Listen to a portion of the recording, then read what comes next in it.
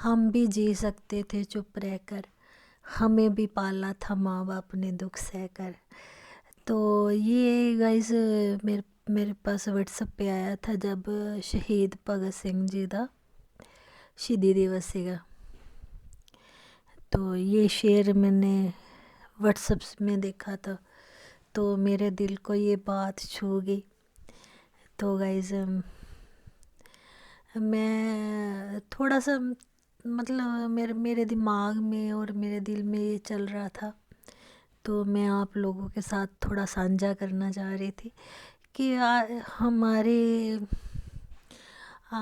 जो शहीद हैं, जो हमारे उस दिन मैं अपना ये यूट्यूब पर ही देख रही थी, अंडमान और निकोबार की जेल, वहाँ पर काला पानी, और तकरीबन वो दिखा रहा था कि ज़्यादा करके चलो सरदार ही फ़ोटो में दिखाई दे रहे थे और दूसरे लोग भी थे, ऐसी बात नहीं है। मतलब चलो, तो वो उन लोगों ने मतलब इतनी देश की आज़ादी के लिए कुर्बानियाँ करी हम लोगों के लिए। और हम लोग आजकल क्या कर रहे हैं, आजकल इतना क्रेज़ हो गया है लोगों के, बच्चे और कह लो क्या बाहर भेजने का, कोई कनाडा जा रहा है, कोई लंदन जा रहा है, कोई अमेरिका जा रहा है। और ये क्या पता नहीं लोग कि मतलब क्या लोगों को इतनी कह लो भी उस इस चीज़ की मतलब हो गया है कि कह लो कि पैसा ही लोगों का सब कुछ हो गया। इतना लोग 20-20 लाख 30 लाख रुपया इससे भी ज़्यादा लगाकर अपने बच्चों को भेजते हैं बाहर, पैसे पैसे के लिए। और क्या गाइस, वैसे तो एक छोटी सी बात है कि जो इतना पैसा हम लोग लगाकर अपने बच्चों को बाहर भेजते हैं, क्या वो अपने देश में इस पैसे से काम नहीं कर सकते?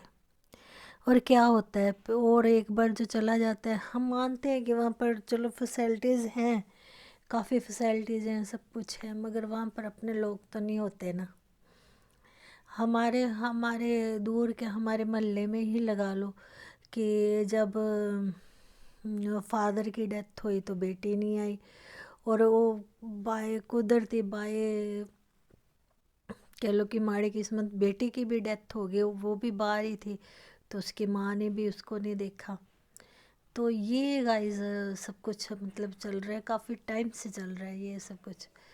तो ये थोड़ा सा मेरे दिमाग में चल रहा था कि हम लोग कहाँ किस दौड़ में हम लोग शामिल हुए हैं, और बच्चों को अभी हमारे हाल में घर मतलब कोई नज़दीकी वो जो गया और वो बोल रही है कि मेरा बेटा गया और घर खाली हो गया, और एक ही बेटा है ना, तो बेटी की तो शादी कर दी, तो वो रो रहे थे। तो फिर आप लोग पहले आप ऐसे स्टेप आप लोग लेते हैं, तो फिर रोने की क्या बात होती है? तो चलो, मतलब ये सब कुछ तो फिर है ही है ना। तो फिर वही बात है कि हमारे देश के शहीदों ने इस देश की खातिर इतनी कुर्बानियाँ दी, और अ, भगत सिंह 24 साल के भी पूरे नहीं थे ना, तो नौजवानों ने, राजगुरु सुखदेव, बड़े चंद्रशेखर आज़ाद, बड़े लोगों ने देश के लिए कुर्बानियाँ करी।